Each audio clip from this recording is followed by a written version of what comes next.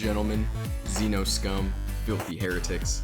This is episode 10 of the Triple Ones Wargaming podcast, and today we're going to continue our, we're doing the Aeldari, just the Harlequins section. We're doing a dramatic entrance, if you will. Ooh.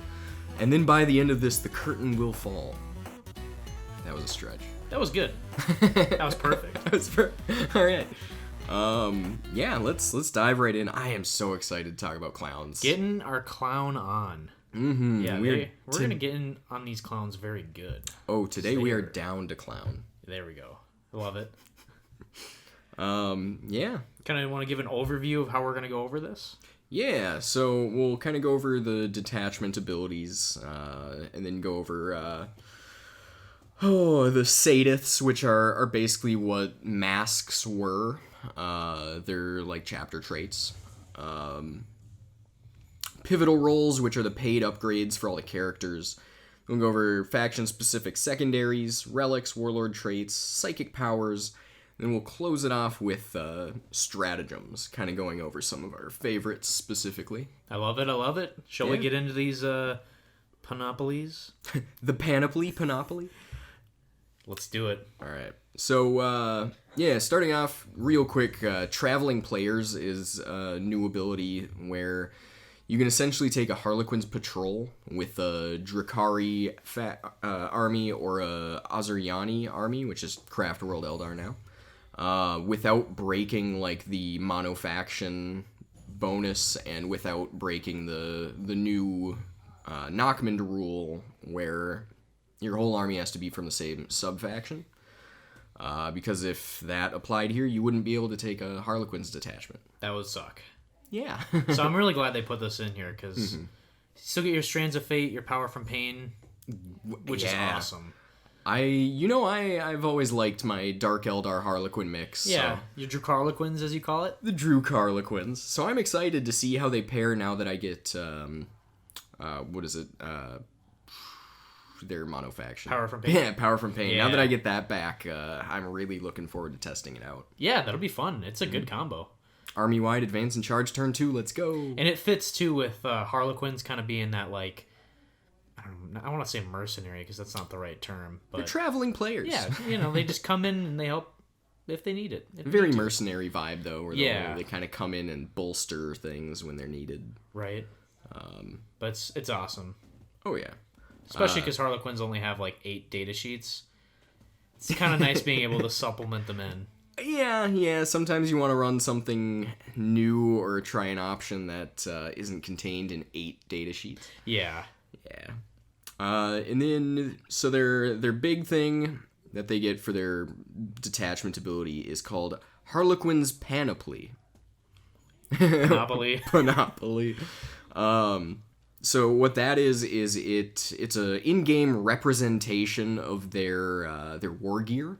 So to represent their hollow suit that breaks them into like fractal patterns of bright colors, so it makes them hard to shoot, that is their 4-up invulnerable save. To represent their flip belts, they can make a normal move, advance, fall back, or charge, and move horizontally through models and terrain as if they were not there. And then finally, to represent their masks that change shape, and it's cool. There's an example given in the old Harlequins Codex where their mask will take the form, like it taps into your psyche, and it'll take like the form of a loved one to get you to hesitate for a moment so the Harlequins can strike, or it'll be like a gruesome mask that strikes fear, like... That's super cool. Very cool. So that gives basically everything that isn't a vehicle -1 to hit in combat, but the vehicles are -1 to hit all the time anyway. So nice. Yeah, very fun. Very fun. I like how you just gave that fluffy analysis of it too. That's awesome. That's very cool. That's my favorite part. It represents all their key pieces of war gear. Yeah. Very cool. Very cool indeed. I'll go over the Rising Crescendo now. I don't have that cool of fluff for you, but essentially I think it's like kind of like how they are performing like a dance almost. Is that right? Yeah, they're supposed to be like the most agile of the Aeldari. Yes. And so it kind of shows because now the Rising Crescendo is the rule where they can fall back and still charge and advance and still charge. Yeah. And this is given to everything but the vehicles. Yep. So like bikes and the couple infantry that you have can all do this, which is so mobile. It's awesome. It's huge. Yeah, being able to just army-wide advance and charge or fall back and charge. Can't tell you how many times I've seen you play somebody and they go, wait, you can do that? Yep, army-wide, baby. Harlequins are fun because they're kind of one of those factions that really likes to break the rules. Yep, it's kind of like, hey, what does your army do? That breaks all the rules of the game. Oh. Oh, pleasant. But yeah, now go over their new rules, Zakk. Yeah, so Luck of the Laughing God. This one is really fun, very thematic. I love it. It's very powerful. So I'll just read it off because it's kind of hard to summarize. So if every unit from your army has the Harlequins keyword, it's your mono faction, and is performing the same Sadith, excluding units that are unaligned, then at the start of each battle round, you gain a number of luck rerolls depending on the size of the battle you are playing, as shown below. So in a combat patrol, you get 1, incursion, you get 2, strike force, you get 3, onslaught, you get 4. In addition, you can make a Luck of the Laughing God roll to try to increase the number of luck rerolls gained. To do so, roll up to 6d6. If every result is unique, you gain a number of additional luck rerolls equal to the number of d6 rolled. So say you roll 3 dice and it shows up 1, 4, and 6. You get 3 additional luck rerolls. So in a strike force, you'd then be sitting at 6. My ideal is roll 2 and just don't roll doubles, and then you get 5 rerolls. And then each luck reroll can be used to reroll 1 hit, wound, damage, saving, or advance roll made for a unit from your army with the Luck of the Laughing God ability, which is every unit in the book. Every Harlequins unit has this ability on their datasheet. Any luck rerolls not used by the end of the battle round are lost. What do you think of the Luck of the Laughing God, Zakk? Oh, in the games I've played, it's been huge, especially when you have to try and keep a key vehicle alive. Saving on 4-ups with rerolls.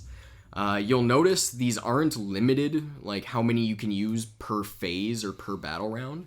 So if I want to reroll 5 armor saves, I can reroll 5 saves. And that turns it up from a 50-50 to, I think, 75%, right? Yeah, it's per save. It's really good. Yeah, I've seen it. It makes one of those little Starweaver boats super hard to kill. You have to throw a lot more into it to kill these things. Yep. If they're sitting on rerolls. And I think correct me if I'm wrong, but I think the rerolling the save is the best. I think it's the most powerful. Yeah. Maybe on a fusion pistol, you really want to get that wound or damage up. Yeah. But in most of your close combat, you have a weight of dice, so it's not doing anything huge. It's basically, I like doing it on saves. The Void Weaver 2-shot cannon is a really good thing to be re-rolling. That too, yeah. That's big. That's where I see most of mine go, though, is the saves, yeah. Especially when it's you notice your opponent didn't commit as much as they maybe should have to a boat or a Void Weaver. Just being able to or a character even, just being able to just sit there and reroll saves. Exactly. I've seen it, man. It's scary. Yeah, rerolling saves on a 3-up invuln Solitaire, or a unit you gave a 3-up to. Yeah, it's hard to kill. It makes it from oh, this will probably die to oh no. Oh yeah. Oh no, it's still there. And we'll kind of get into a few more of their tricks. Harlequins can be surprisingly tough to shift. Yeah, like you said, we'll get into some of their new defensive abilities, and man, it can be frustrating trying to kill these clowns. Yeah. All right, yeah, do you want to bring us into the Sadiths? Bring us into the Sadiths, I will. Let me just flip the page here. All right, pulling it up now. So we have 3 Sadiths, so 3 chapters, if you will, or masks is what they were called before. Yeah. We have light, dark, and gray. No, it's Twilight, but I'm just gonna call it gray for fun. But no, so I'll go over. I'll just go over the light. I'll give you the what the traits are, the Warlord trait, the relic, and the stratagem that comes with it. Perfect. So light. Each time an attack is made against a unit with this characterization, If the attacking unit is more than 12 inches away, an unmodified hit roll of 1 to 3 for that attack fails, irrespective of any abilities that weapon or model making that attack may have. It also has, each time a unit with this characterization makes a normal move or advances in your movement phase, in your following shooting phase, that unit counts as having remained stationary. So advance and shoot, basically. Yep. Strong. This one is probably my favorite, especially in like a Tau meta. Yeah, with the Tau, with the amount of shooting that's in this meta, man, it's crazy. Just permanently transhuman to hit. Yep. Oh my. And then just the mobility with the shooting. So this really pairs well with like a boat heavy army. Oh yeah. Especially now, yeah, your army can advance, shoot, and charge. Yeah. And now that shuriken cannons are spicy. The amount of shots you can get, yeah. Already starting off strong. Then the Warlord trait, the Player of Light. This Warlord is able to perform a 6-inch heroic, basically. And then it also, each time this heroic fights, or this Warlord fights, if it charged or heroic, then until the fight is resolved, add 1 to the strength and attack characteristic. Not bad. Pretty good. Definitely not bad. I really like that 6-inch heroic. Yeah, that's a lot of fun. That's sexy. Then the relic is the Shadow Stone. So this is for a Shadow Seer model only. You add 3 inch to the range of the bearer's aura abilities to a maximum of 9. And then each time this bearer successfully manifests a psychic power from the discipline, add 3 inches to the range of that psychic power's effects. Ooh, I like that. I like the Shadow Stone. Man, that's good. Especially when the Shadow Seer is chock full of buffing auras for your army. Yeah, or debuffing auras, I guess. And debuffing auras. -1 to wound and -6-inch range is... Ooh, that's good. Then finally, the stratagem is Capricious Reflections. Did I say that right? I believe so. Okay, good. 1 CP. This is super strong. Use this stratagem in your opponent's charge phase when a light unit from your army is selected as the target of a charge. If that unit is not within engagement range of enemy units, it can make a normal move of up to 6 inches. Until the end of that phase, that unit cannot fire Overwatch or set to defend. Your opponent can then select new targets for the charge. Wow, this is strong. Was that just Harlequin's unit? It's a light unit. Yeah. Okay, so you basically get the AdMech horse stratagem for your entire army. Oh, boats, characters, infantry, everything. Sorry, GSC. Wow, this is super strong, man. It's very powerful. Yeah, seeing that stratagem alone makes me think about light, but the whole package is good. I like light a lot. Yeah. And, like, we'll kind of go over data sheets later, but a lot of the vehicles are -1 to hit all the time, and you can't re-roll hits against them. I think it's the vehicles, bikes, just the vehicles and bikes, but yeah. Now you're -1 to hit transhuman on anything that's not, and then all the vehicles you can't re-roll your hits against. Man. And then you mentioned the ability on Shadow Seers that when you target anything within its aura, they're treated as being 6 inch further away. This means that anything in that aura range, if they're not within 6 inches, it's hit transhuman. Yep. Oof. Strong. Yeah, light's very good. Light is awesome. So then going over the next Sadith, the Dark Sadith. So this one is my other favorite, honestly.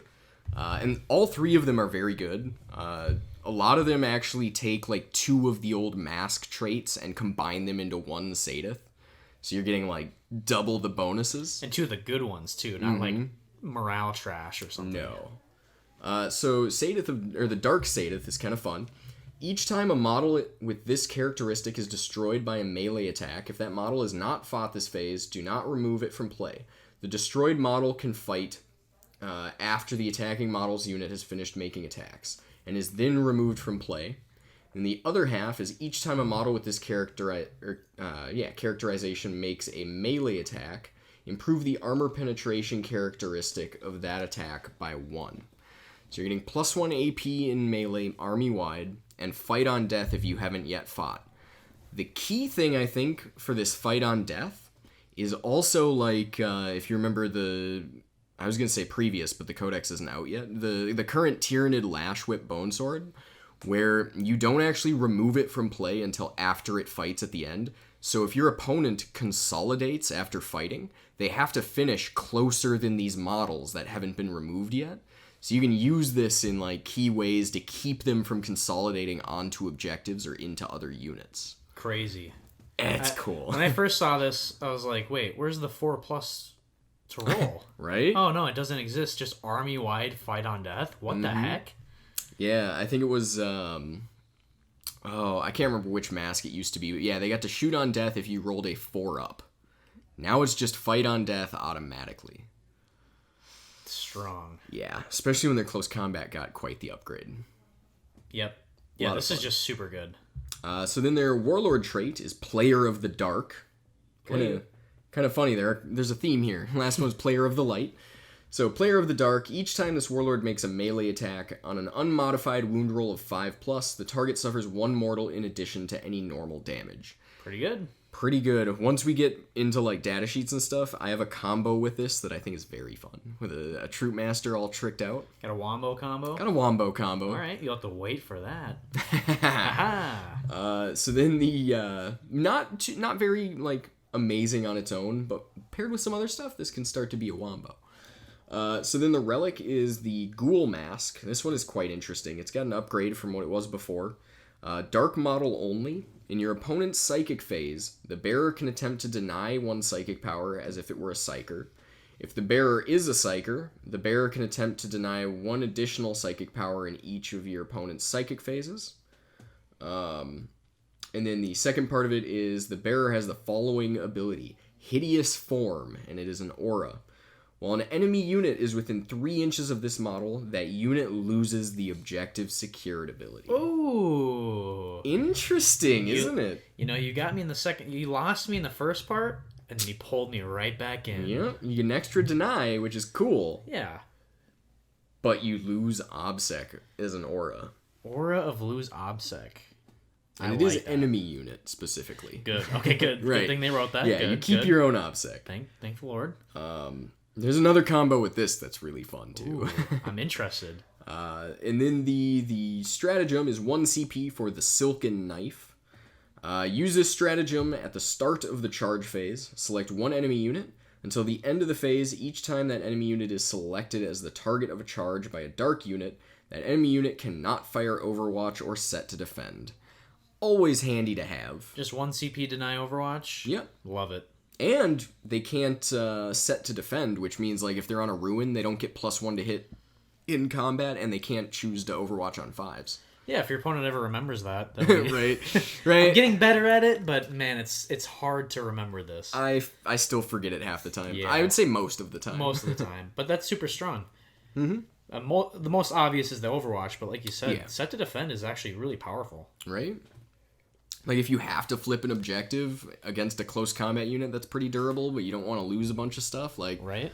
Flip it to that. They don't get the +1 to hit. Again, if they remember it. If they remember. But if you're playing a good opponent, they'll probably remember. We're just bad. Oh. All right, the next one. Twilight. So this characterization, Twilight Falls. Each time a unit with this characterization fights, if it made a charge move, was charged, or performed a heroic intervention, then until that fight is resolved, add 1 to the attack's characteristic of the model. Solid. Just +1 to attack in most first rounds of combat? Okay.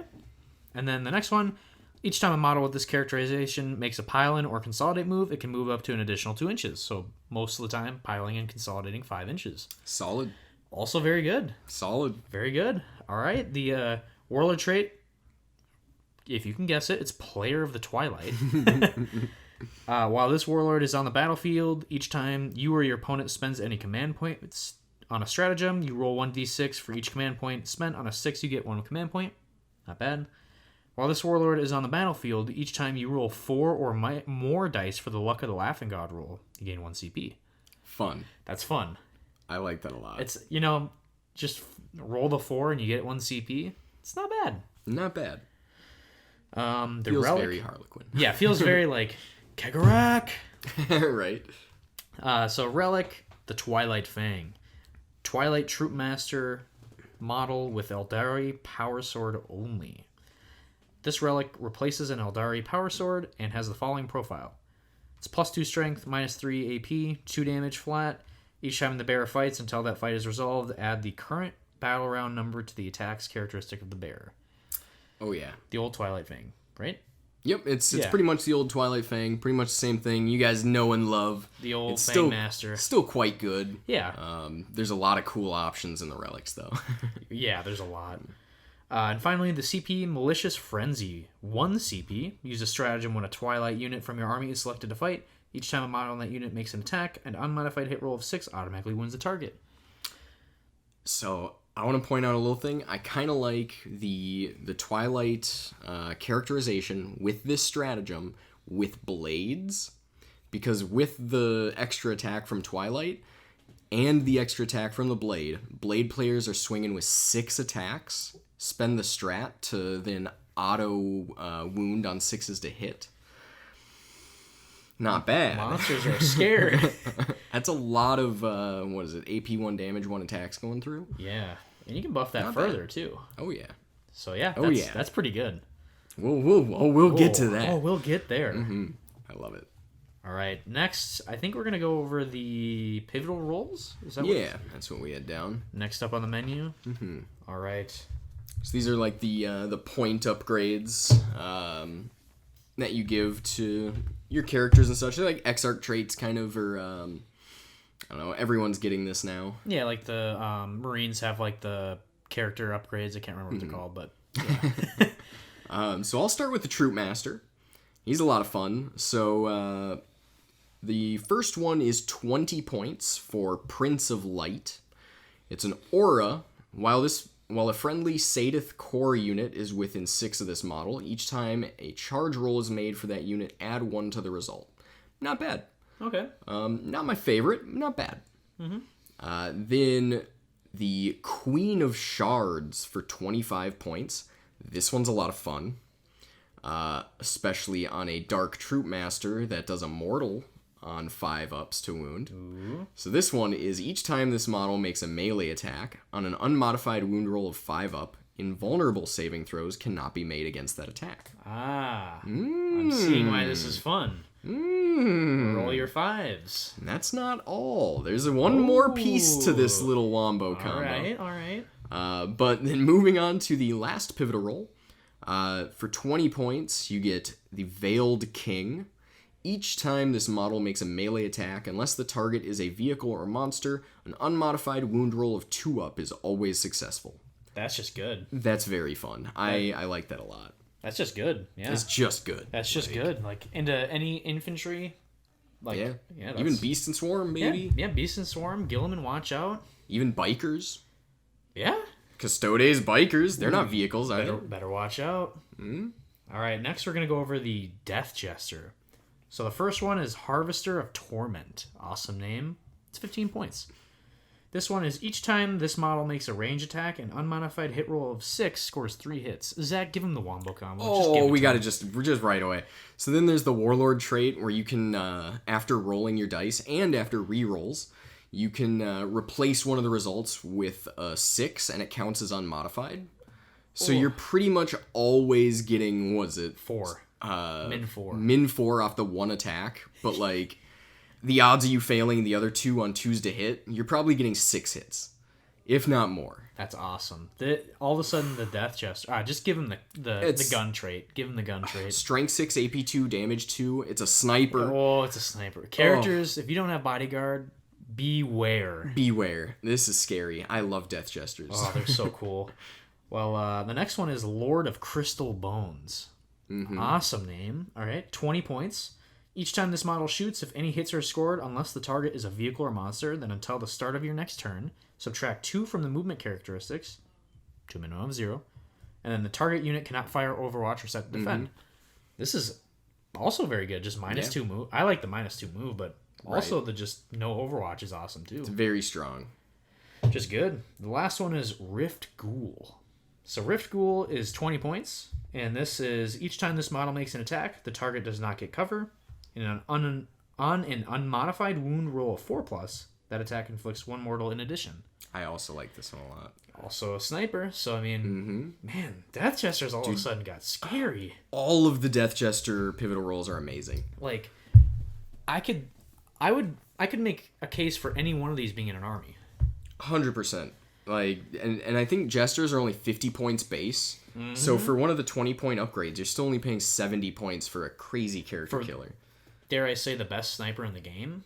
I would tend to agree with you. Yeah, I really think of would. a better one. Like, this is a sniper that'll actually kill characters. Yeah, like especially you have two of these bad boys in boats shooting open topped. Yep. Oh man, that's scary. It's a 22-inch advance with the boats if you gave them light and they can advance and shoot. Otherwise, 16-inch move, and then you're shooting the Jesters are now 32-inch range or 36-inch range. Not a lot of places a character can hide, Zach.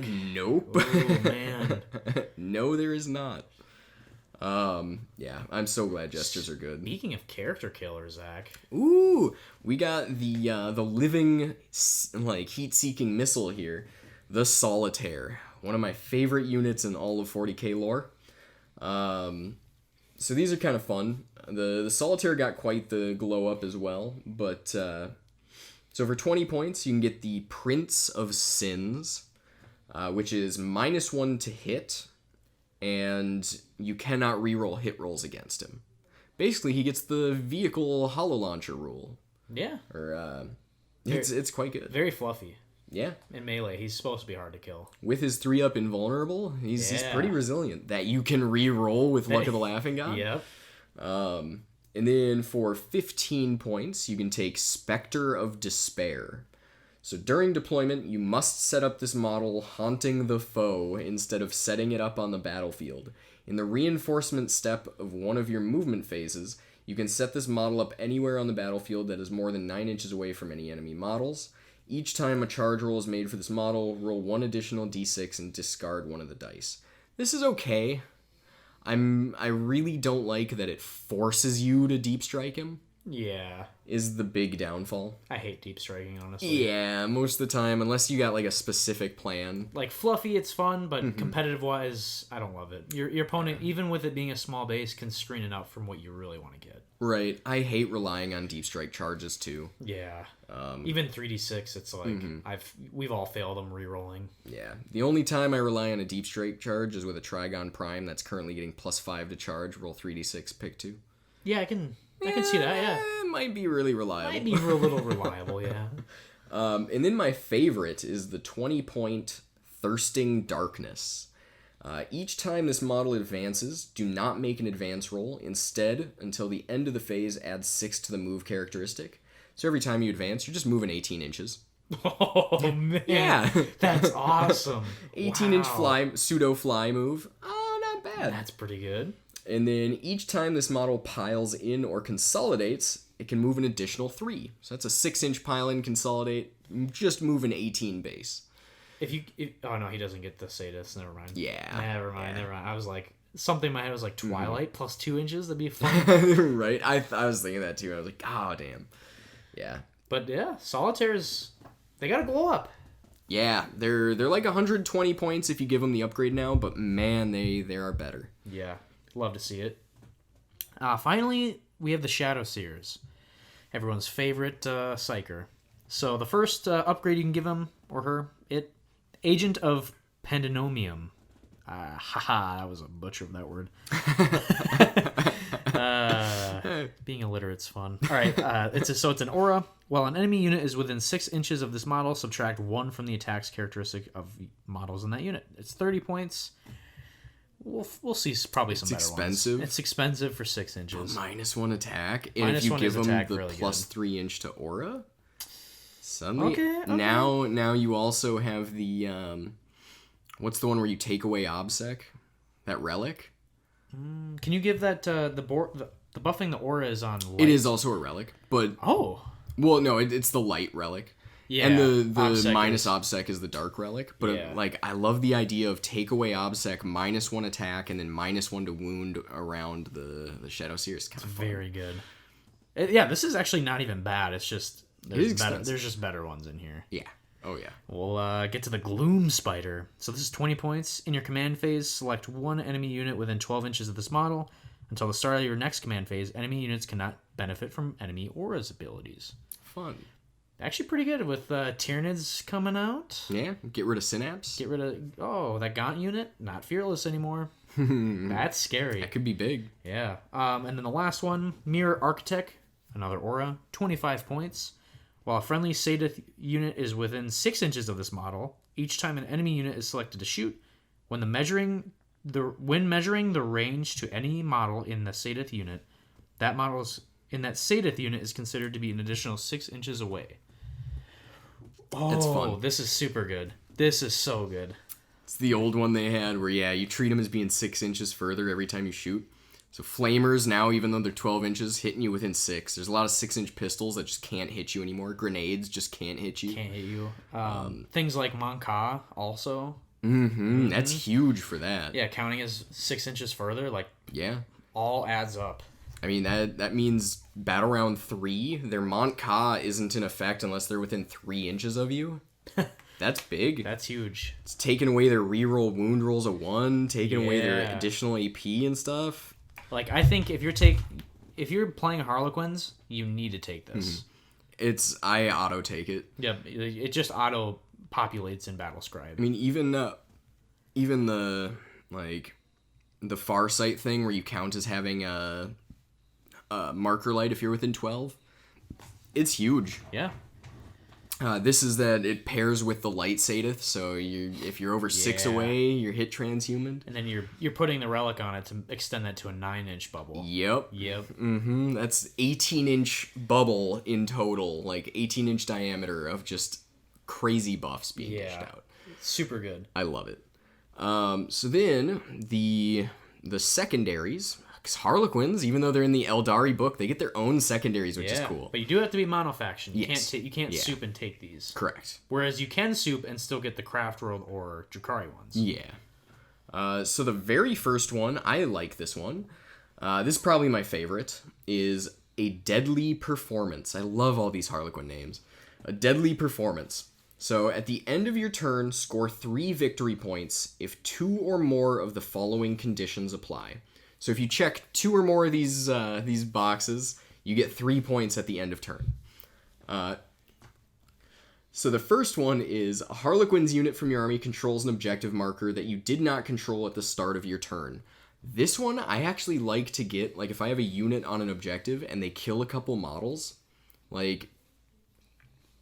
if I'm already holding 2 and I know they're going to knock me off, if you pull, just off of an objective that you don't really need to hold and know you're going to lose anyway if you try and stay on it, pull so you're behind cover, and then you just move a few inches and get back on it. Check this box. Yeah, I've seen you do that to me. It's pretty good.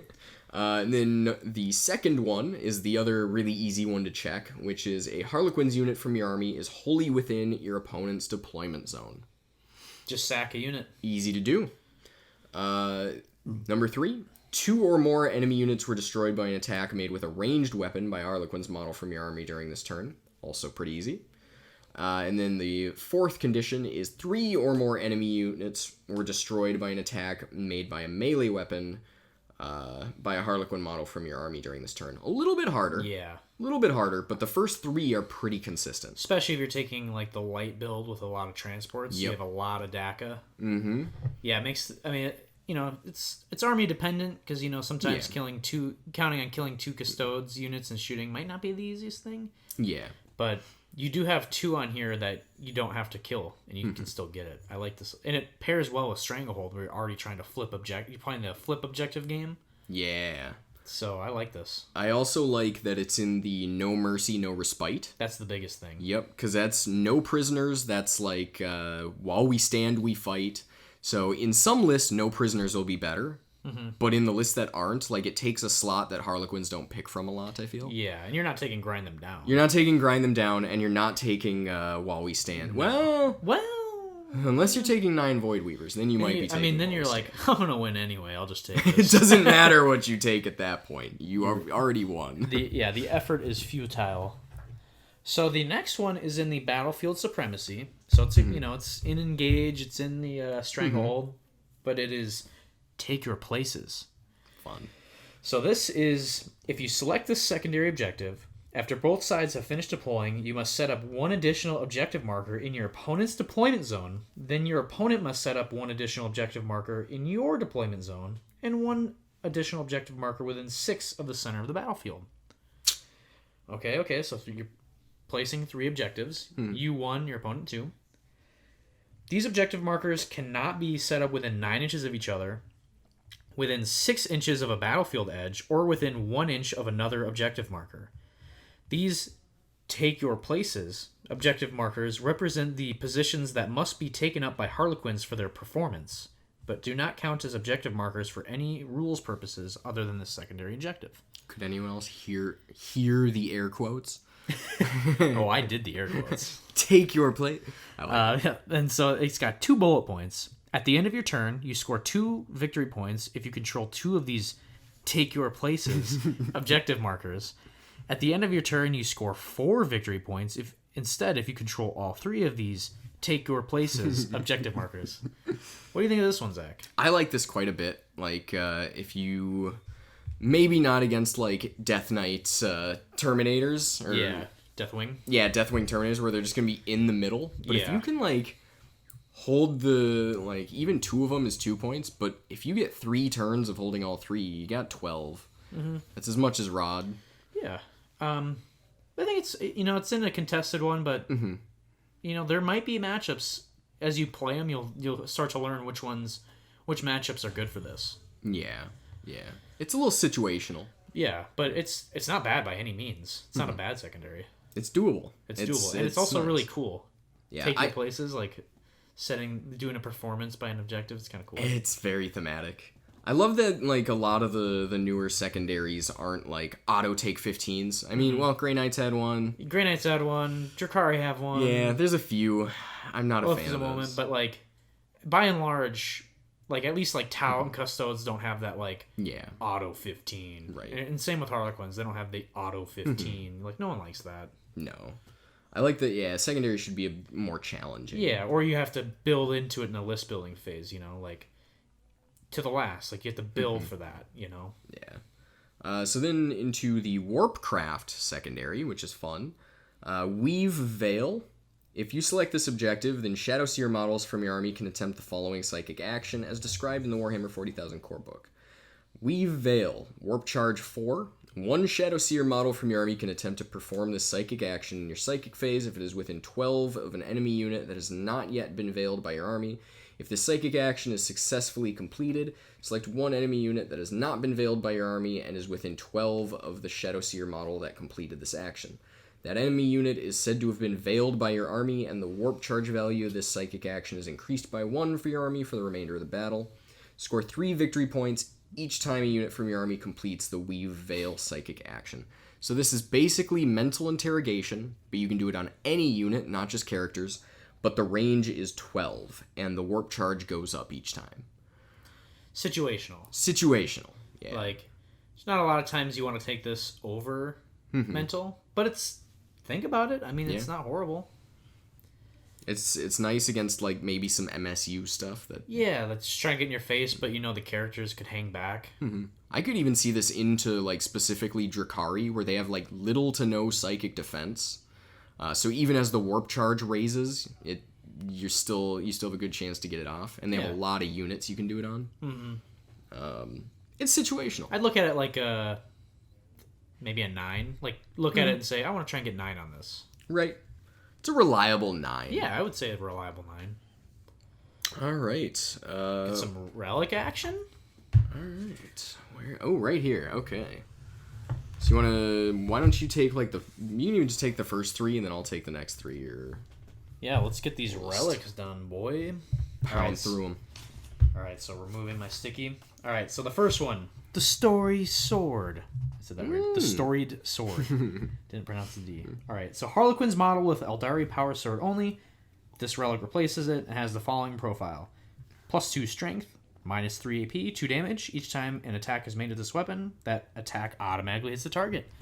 Hitting on 2s, probably, right? Yeah. Auto, At worst, you're hitting on 3s, unless there's a weird transhuman, but, you're probably hitting on 2s. This is good. If you had auto hits, now pair that with the 2's wound against infantry automatically. Not bad. Auto-hitting, then wounding on 2s. I like this. Not terrible. The next one is... So we got the Suit of Hidden Knives. Harlequins model only. At the end of the fight phase, the bearer can make 3 additional melee attacks. These attacks cannot target Titanic units. When resolving these attacks, each time a hit is scored, the target suffers 1 mortal, and the attack sequence ends. This is fun. I miss where every time, like, you could buff it where the enemy unit was just punching itself. Yeah, that was super fun. Get them to, like, back when you could do, like, -3 to hit, and just be like, huh, why are you hitting yourself? Why are you hitting yourself? All of a sudden, like, a whole unit of orc boys is wiping itself out. That was fun. Yeah. But still quite good. Still, yeah, pretty good. The next one is Crescendo. Harlequin's model with shuriken pistol only. A relic pistol. All right, let's see. It replaces the pistol. It's range 12, pistol 6, strength 4, AP 3, 2 damage. It's not terrible. Is this the best relic pistol? I think it's the best relic pistol in the game. This is pretty good. Man. I know, is it Adam Camilleri that always jokes about, like, there's no good relic pistols? This might make him take it back. You know, you could use this. You could actually use this. There's actually a case to be made for this. Like even just give it to a Shadow Seer that's kind of buffing players on Shadow foot. Seer? Yeah, just sitting there shooting damage 2 pistols. Like, it's not bad. It's actually decent. All right. And it benefits from the shuriken keyword, so it can get up to AP 5. Yes. Exploding 6s with the 1 CP. Yeah. It's not bad. So then, my old favorite, Kegger Axe Rose. Harlequin's model with the kiss only. This relic replaces a Harlequin's kiss and has the following profile. It is range melee, type melee, strength +2, AP 2, 3 damage. Ooh. Each time an attack is made with this weapon, you can re-roll the wound roll, and the bearer has the Harlequin's Kiss keyword. So here is the final bit to the Wombo combo. We're getting it. Alright, how coincidentally, like, the Laughing God was smiling upon me. I got to get all 3 of the bits to this.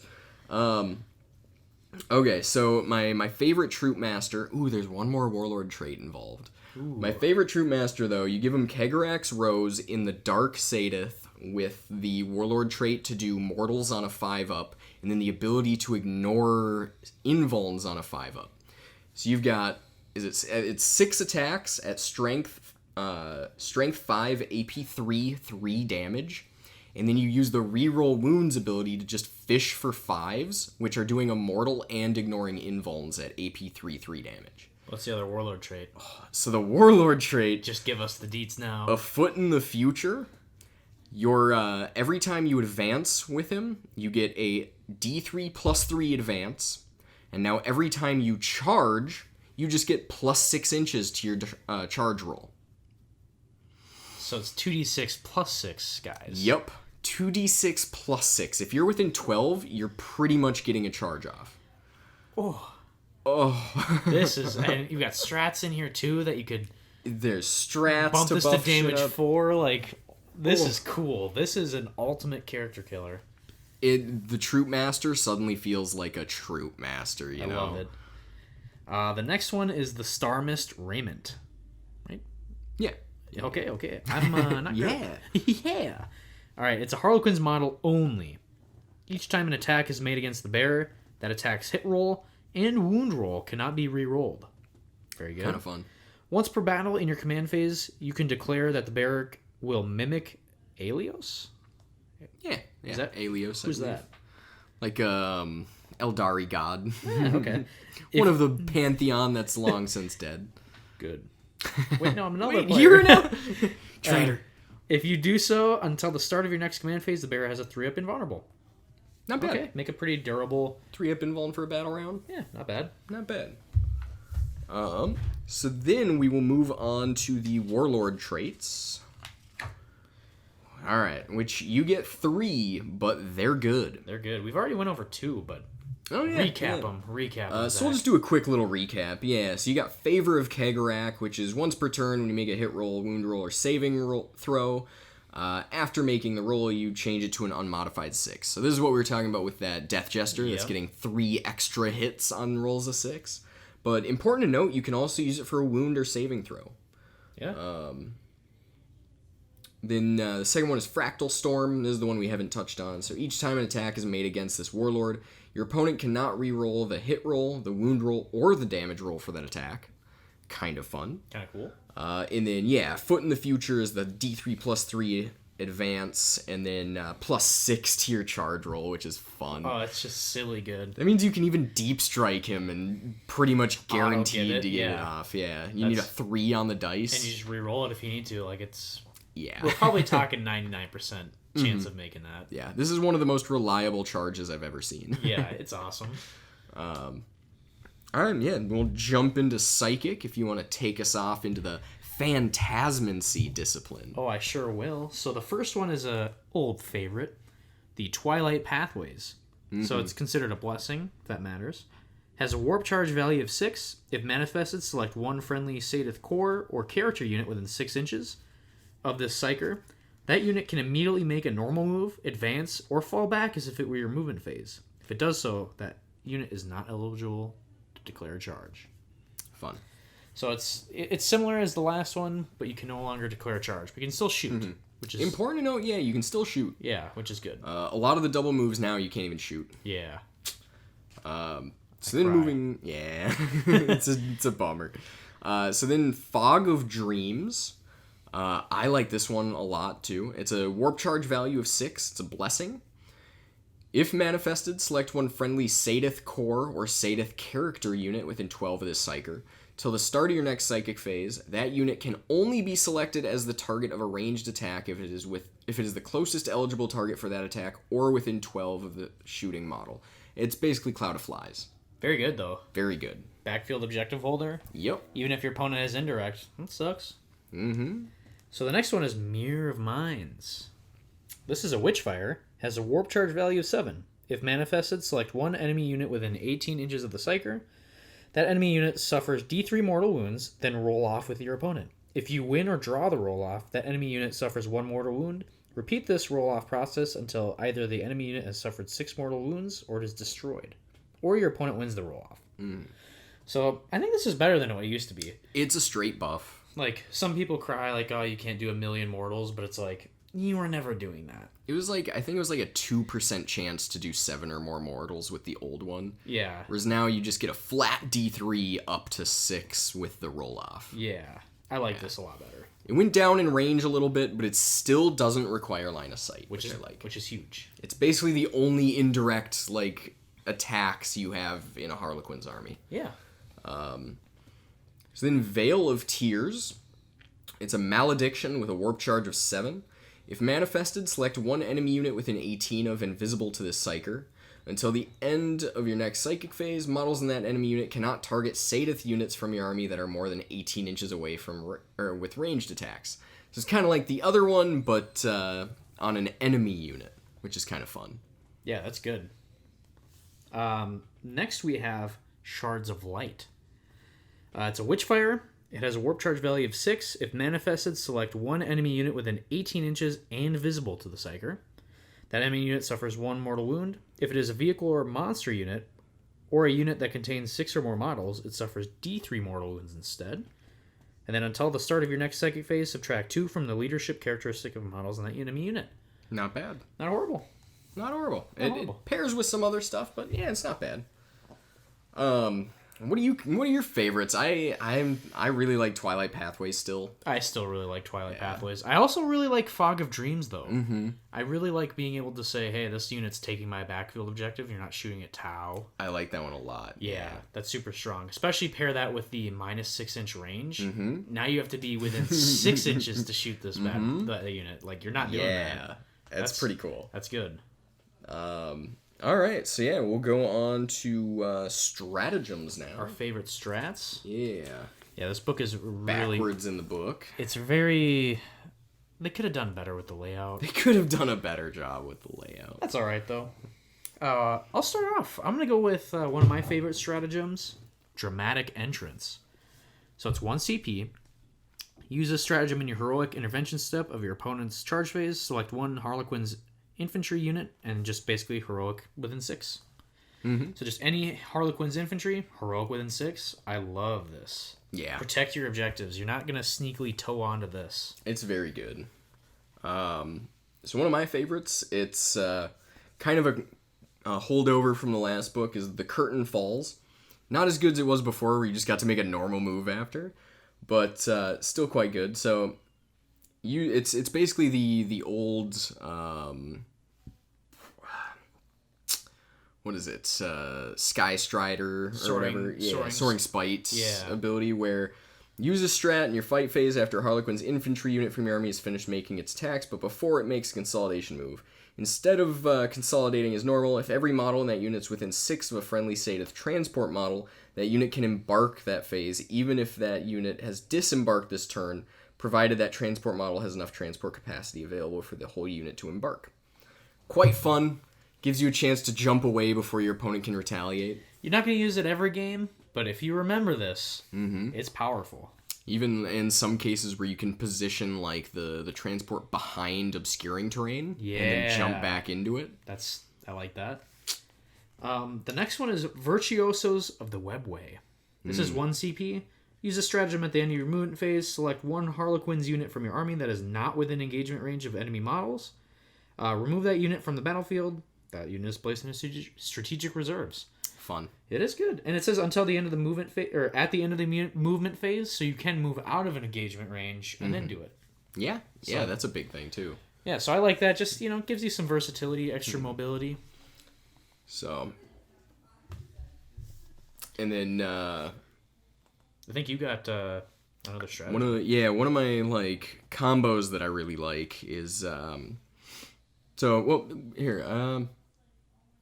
go over the weapon-specific strats real quick. Yeah. So basically, like, if you take a Kiss for 1 CP, you only need to take one of each of these special weapons in the unit to unlock the keywords to be able to use these stratagems. For your entire unit, yeah. Yes, for the entire unit. So if only one has the weapon, the whole unit still benefits from the stratagem.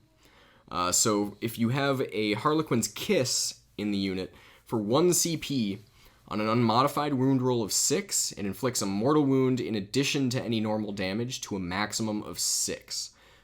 This cannot be used with the Oblivion's Caress stratagem. So Kiss of Death and Caress can never be used together, but the Embrace can be used with either, is basically what it boils down to. I like it. The next one is the... we'll just do the Oblivion's Caress. So this is 2 CP. Use a stratagem in the fight phase when a Harlequin's Caress unit is selected to fight. Until that fight is resolved, each time a model in that unit makes a melee attack, invulnerable saves cannot be made against that attack, Zakk. A unit cannot be selected with the stratagem with the Kiss of Death stratagem in the same phase. Yeah. But ooh, ignore invulnerables? Pair that with the Dark Satyr for -3. 3 AP. Ignore invulnerables. And then just to get it out there with the 2 CP stratagem, Murderous Spectacle. So Harlequin's infantry unit makes a charge move, 2 CP, until the end of turn, add 1 to the damage to a max of 3. So now you're hitting at Strength 4, AP 3, 3 damage. If you also use Oblivion's Caress, you're ignoring invulnerables at 3 damage a pop. Watch out, Terminators. Oh my god. It's good. It's so good. Scarab Occult Terminators, beware. 4-up invuln, I don't care. Even big bugs. Even big bugs, man. I don't care about your invulns. Yeah. Oh, you have a 4-up? That's cute. No, you only, don't. Only need to get 4 of those. So let's say you have a group of 5, all with close combat weapons, with 20 attacks. If you get 4 of those through, ignoring invulns, you kill a Hive Tyrant. Oh. Or a Swarm Lord, for that matter. I might need to soup in some Harlequins. Yeah. Not even for the Void Weavers, just for that. For real. And then, yeah, you want to go over the final weapon stratagem? So this is with the Harlequin's Embrace. It is fittingly called a Deadly Embrace. This one is 1 CP. Use the stratagem after a Harlequin's Embrace unit from your army makes a charge move or performs a heroic intervention. Select one enemy unit, excluding monsters or vehicles, within engagement range of that unit, and roll 1d6 for each model in that Harlequin's Embrace unit. For each 4+, that enemy unit suffers 1 mortal wound, to maximum of 6. pretty good. I mean, pretty much always want to use this with a 10-man, but sometimes you might find yourself wanting to just dish that last couple of mortals, so... You know I'm partial to foot slog and Harlequins, so I like my 10-mans. You love your 10-mans. Oh, yeah. Always have. Always will. It's an average of 5 mortals on the charge. Not bad. Pretty good. Yeah, a lot of the Harlequin stuff is super specific. Some of their best stuff, I don't know if you agree, but is like upgrading those characters with relics and warlord traits and having a couple with a lot of good stuff. Oh, did you want to go over the combo of dramatic entrance with the light stratagem? I'm gonna let you do this. I'm gonna let you do this lightning chain. I love this so much. So the light strat is the make a normal move of 6 inches when you get declared as a charge target. So let's say you get declared as a charge, and there's an objective you want to hold that's 12 inches away. That's your opponent is holding. You use the 1 CP light strat, move 6 inches away. Hope they can't charge you still. But even if they can, like at the end of the charge phase, then you use the 1 CP dramatic entrance to heroic 6 inches. So if they make the mistake of declaring a charge on a unit, you could then potentially get into combat with another one of their units 12 inches away. On the objective. On an objective, yeah. Or just anywhere that's beneficial. Like, need to get that last engage on all fronts, or... It's so strong. There's so many tricks to be done. Yeah, like, those kind of things are things you'll pick up after playing the army for quite a while and getting good with it. But if you can do that, like having those plays where you move away 6 inches, then heroic, that's going to leave some opponents in tears. It's big. It'll be such a good performance. They'll be in tears. Oh, man. But yeah, I love the idea of 3 damage players ignoring invul and stuff. Just picking up Magnus or Mortarion even. Yeah, we call this the Primarch Killer. The Primarch Killer. It most definitely is. I kind of want to see this into the big bugs now. This has actually got me thinking. This might be the anti-tank I'm looking for. It's strong. And if you're taking the Dark Sadith, if I kill you in combat, you're fighting on death. Fighting anyway. It's F you. Interrupt, go ahead. Right? Whew. Strong. Yeah. Overall, yeah, what are you thinking of the Harlequins? You know, obviously they're making a lot of buzz. You can't really escape the buzz, seeing the win rates and everything. The light with the Void Weavers is just crazy. Strong. It's crazy strong. But 80 points for it might be 90 for the Void Weaver. But man. It's not going to last. Like, so when you see those nerfs, maybe a little nerf to light, like they still got a lot of good stuff. Yeah, they've got a lot of stuff left. Yeah, like I don't know. I'm liking them. How about you? They're really cool. I'm seriously loving new Quins. Oh wow, they broke data sheets up weird, didn't they? Oh yeah, they did. Oh, it's all separate. I'm just gonna. I can't. Okay, yeah. Like, you want to go over some of the data sheets briefly and then wrap it up? Sure. Yeah, we can. Just to touch on a couple things. We don't have to go in full detail, but I'll let you take it away. Yeah, well, I'll touch on some big changes. To be honest, I don't know the Harlequin stuff a lot to go over changes, but if you want to just... A lot of their stuff, got like a bonus attack or... Maybe go over like how the weapons changed? Yeah. So the big thing is all of the close combat upgrades are now just all Strength 4 AP 2 damage. The only difference is they give you access to the stratagems that key off of which you have. Yeah. So it's actually kind of nice because you don't have to keep anything straight or like roll different colored dice for your attacks. Yeah. It's like give them one of each upgrade and then fill the rest up with kisses, like just to have the AP 2 damage. Yep. It's quite good because you can only take 2 caresses and 2 embraces. Oh, okay. But you can take the rest kisses. It's basically so you assemble them with what comes in the box. So would you recommend just, take if you have a unit of like 6 or 5, would you just do 1 embrace or caress and then the rest kisses? Yeah, pretty much. Yeah. Yeah. Otherwise, if you're worried about like being out of positioning with your 1 embrace, which... I mean, I guess. I don't know. Yeah, basically what I do is just take 1 embrace, 1 caress, the rest kisses. Yeah. And then a few with blades or if I'm doing a utility unit, I'll take the 1 kiss and the rest blades. Yeah, just to give you the strat access. Because the blades give you +1 attack. Yeah. So now you got 24 attacks doing mortals on 6s. That's good. to wound. Yeah, it's not bad at all. Shadow Seer is mostly the same, but went to 4 attacks. His grenade launcher works a little differently, where now it's 1 mortal if you beat the leadership on 2d6, but it gets d3 shots. The Troopmaster aura, did that change at all? Yeah. So the Troopmaster aura, it's not just Harlequin units. It's Harlequin core units get reroll wound rolls of 1. So currently, we'll get this tear off this band-aid. Yeah. Currently, Harlequin players are the only they're the only troop choice in the book, and they're lacking the core keyword. I think they're only troop choice in the game without the core keyword. There is one AdMech choice, but it's like the big tank destroyer things where it's they still have plenty of other OBSEC troops. This is the only troop choice Harlequins can take, and a lot of the abilities that used to only affect troops now affect core. You're playing the Harlequin troops with core. It doesn't make sense that they're not core. If your friend says they don't have core, you tell your friend buzz off. I get at tournaments though, like there's a lot of tournaments that are ruling it. They don't have core. Not that like, they need the help. They're still winning without it. Oh yeah, if you're like, they can't have core. Okay, here's 9 Void Weavers. Right, you're not playing with a lot of core anyway. Yeah. All right, you wanted this. But they're definitely getting core in an update. Currently, the only core unit in the book is the jet bikes. Yeah. Or in the Harlequin section of the book is jet bikes. I don't know. If you're playing at home, I just play 'em with core. Until if your friend says otherwise, tell him to kick rocks. Yeah, it's like, ridiculous. Yeah. Here we go, day 1 updates. Yeah.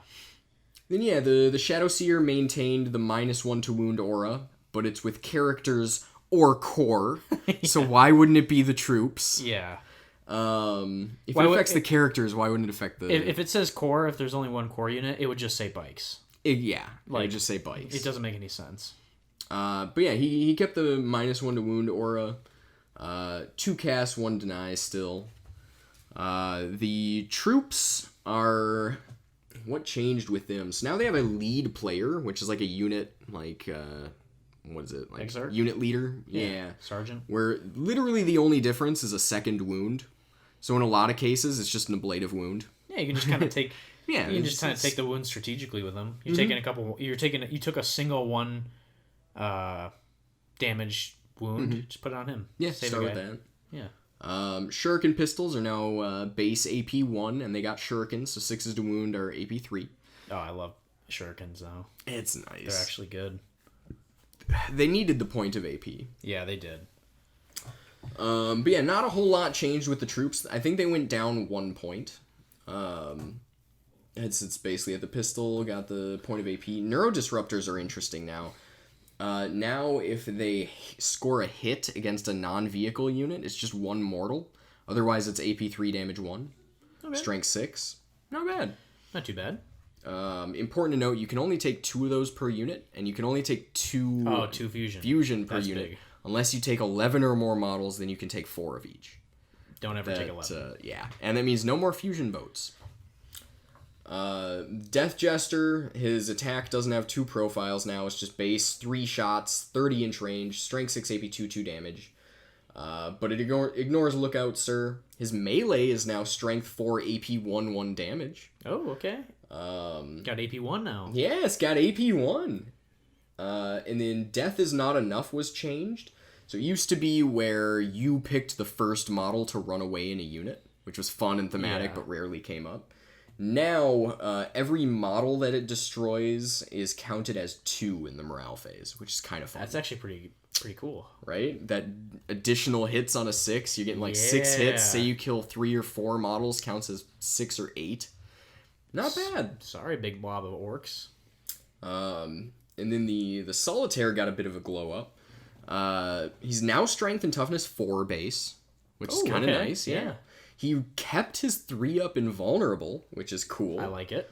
Now, because of the Harlequin's panoply, he's always -1 to hit in combat. Nice.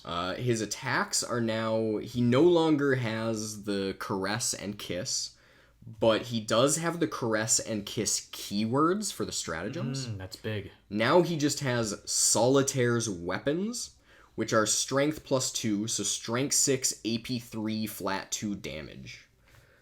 which is quite cool. He kept his blitz, where you instead of advancing, you add 2d6 to your move, and you get +2 attacks once per game. Works the same way as it used to. The big thing is, like before, he can't take Warlord traits, but unlike before, he can't take relics, and he does not benefit from any of the Sadiths. Sad. He's still very good. He's a lot better now. You actually have AP with him. Yeah. AP 3, 2 damage, and then you can good. Buff that. Yeah. With some strats. He's quite good though. I still love using him. A lot of fun. Like I said, you take him with that the 20-point upgrade, so he's auto-advancing 18 inches. And he's actually hard to kill now with like the -1 to hit in combat and 3-up invulnerable. Luck of the Laughing God. Luck of the Laughing God. You might not kill God. him if you think you might just not kill him. 3-up invulnerable re-rollable is insane. Yep.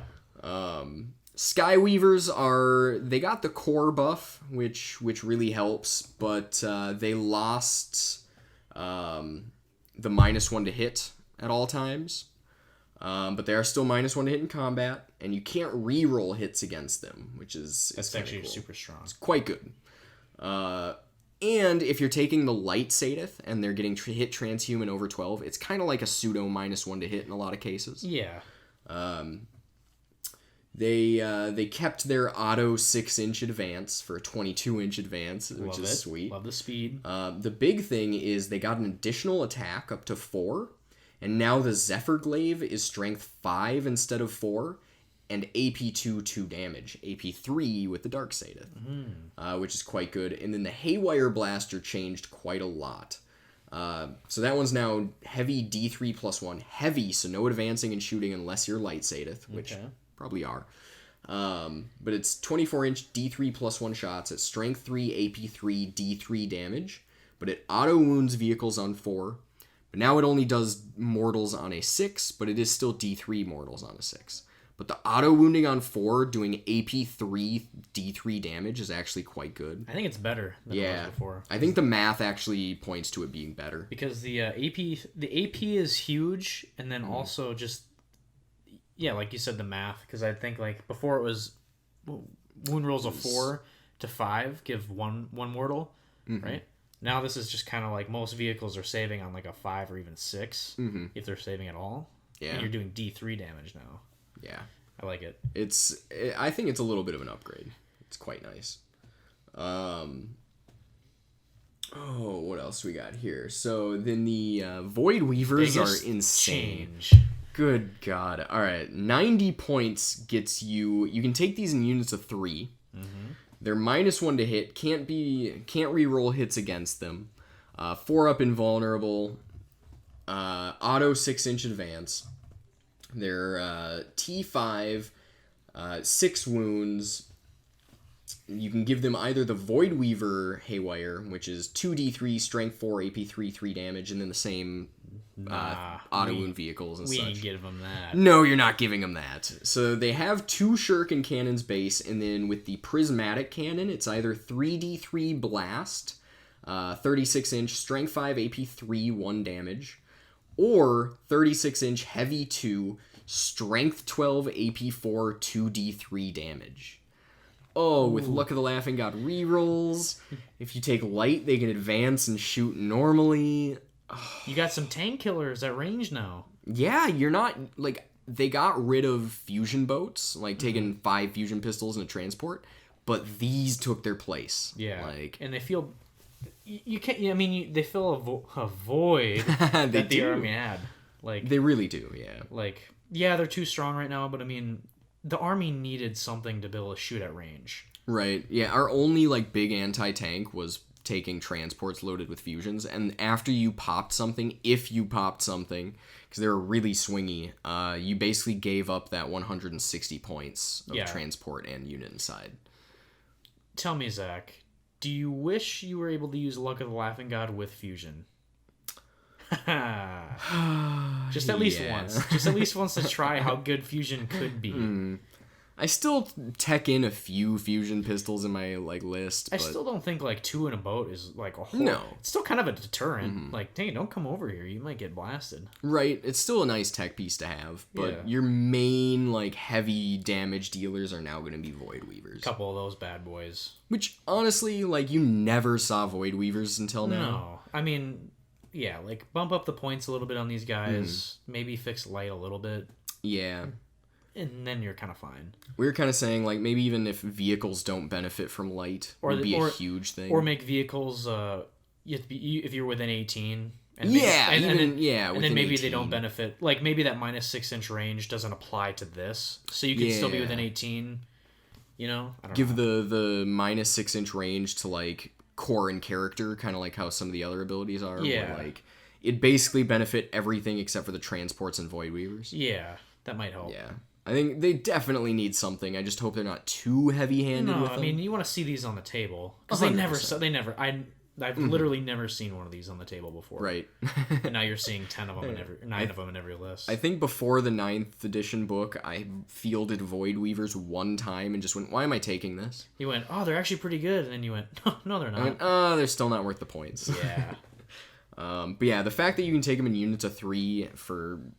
270 points for 3 of them. Yeah. So, what, you're... it's 910 for 9. 910 for 9 of them. You still get half of your army is insane. Yeah, because it's 54 shuriken shots, and it's however many shots of that, 18. It's ridiculous. Yeah, it's crazy. So then the Star Weavers, the transport, it's pretty much the same as before, but can't reroll hits against it. Still open topped and whatnot. But Shuriken Glow Up's awesome. Shuriken Glow Up's awesome. Yeah, strength 6 AP 1/2 damage with the Shuriken, of course, is quite good now. Makes them a lot scarier. A lot scarier. It's basically the same profile as before, but it got an additional base AP and damage 2. Mm-hmm. Oof. I love it. There's still 80 points too, which is good.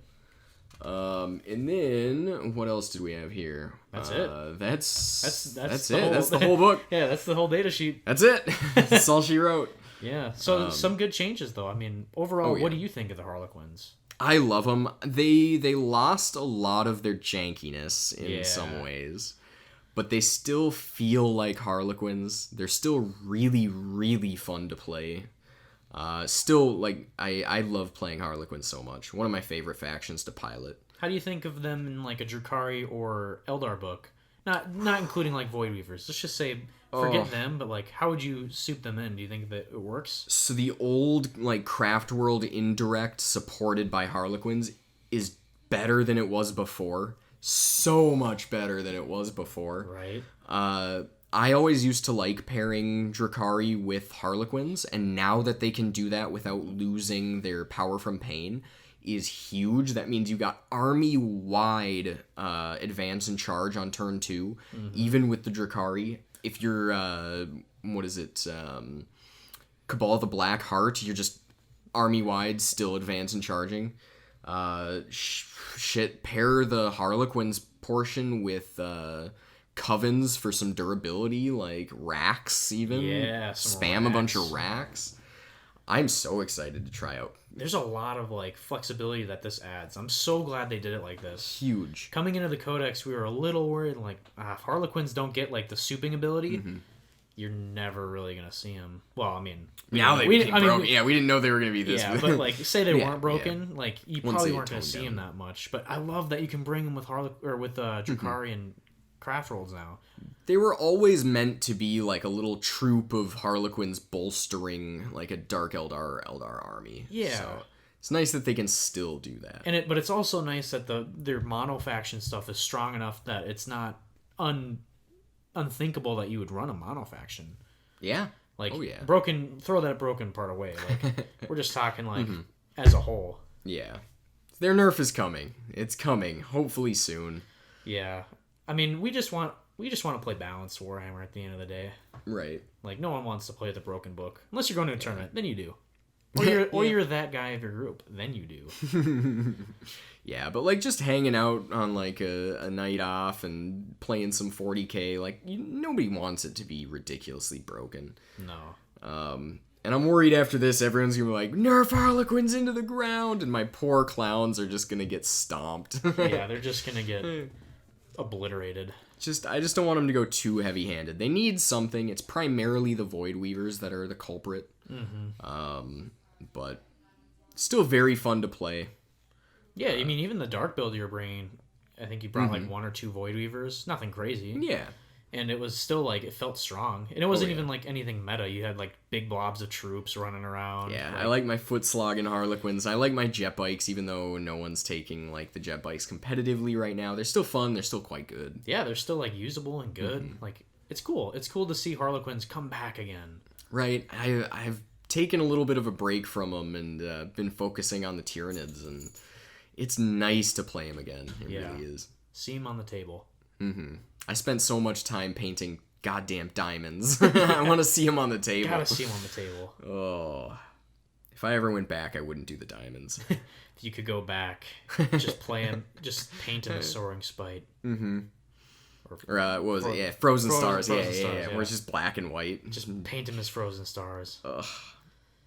I do want to go back and add some like Jester stripes to them, though. That would be pretty sweet. I will say I do want to do that. That'd be pretty sweet. Very cool. But yeah, overall they're a lot of fun. They need a nerf, but they're good right now. If you can buy Void Weavers, you can win. If you can sell Void Weavers, sell them. Ooh, yeah, right about now. I wish I could sell a bunch of Void Weavers for. Thinking about selling at Eldar Gate, that thing's like $150 on eBay. It's like a 300% profit. Yeah, just give me $100. Okay. I'll just buy 200% profit. 300 of what you paid for it. Yeah. Yeah. But yeah, I'm all in all, I love the Quins. I love how they play. They feel like Harlequins. That's something they've been doing great. I mean, in the Eldar League or in the Tyranid League, Tyranids feel like Tyranids. Eldar feel like Eldar. They're good at getting like the feel down, especially lately. I mean, even before though, like Death Guard when they came out, they felt durable when they came out. Not now, but like they did. Even like with the Harlequins, it used to be there was a couple units or whatever that you never saw, but now it's like unless I'm going 9 Void Weavers, you can make a case for anything. Yeah, they seem very strong. I've just been doing like 1 or 2 of every character and then 2 or 3 of everything else. And it's just fun. It's cool. It's easy to build lists for at least. Yeah. But yeah. All right, with that, I think we're going to sign off, Zach. Hope you ladies and gentlemen enjoyed our little review. Yeah. Yeah. So with that, see you next time. Happy hobbying. Take care.